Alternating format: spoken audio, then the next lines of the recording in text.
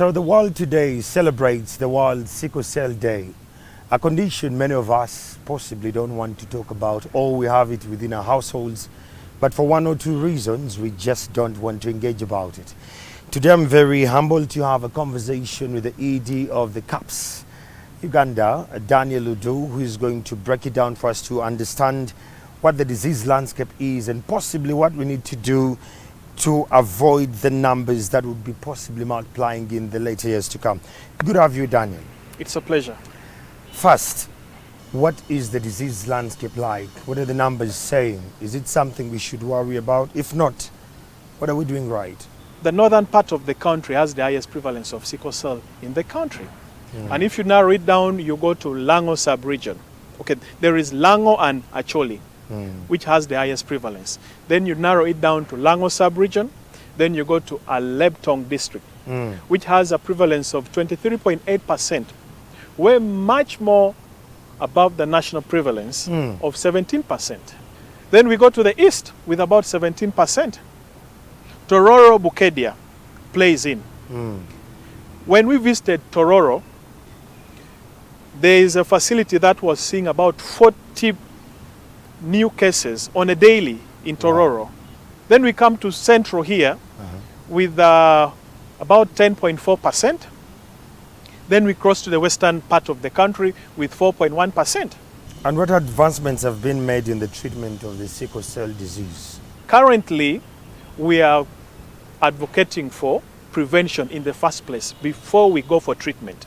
We are advocating for prevention, know your sickle cell status, and what the Ministry of Health has introduced, the newborn screening. Early diagnosis helps in proper management of sickle cell. Okay. If we diagnosed a child at about 3 to 6 or 18 months, it would be very easy to manage that child.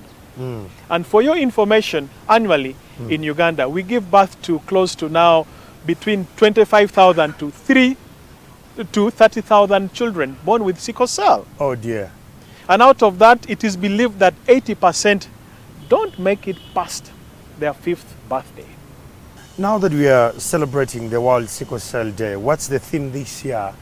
And how does that, from the global perspective, how does it intertwine in the local perspective down here? And how do we scale it from the regional context to understand? Fine. Advancing global sickle cell care, management and treatment. And in Uganda, we have adapted that as well. And when you talk of care and treatment, that is one thing that a number of families are also still facing. Struggling with, yeah. Because one, care is very critical. So this is impeding a number of growth of any family. And the medication alone, hydroxyurea, which is supposed to be there, is expensive. The myth alone is terrible. Yeah. People mistake sickle cell to be associated with witchcraft. And what's your message to Ugandans as they're celebrating this day of the World Sickle Cell Day? My message to everybody out there is my special appeal to you all.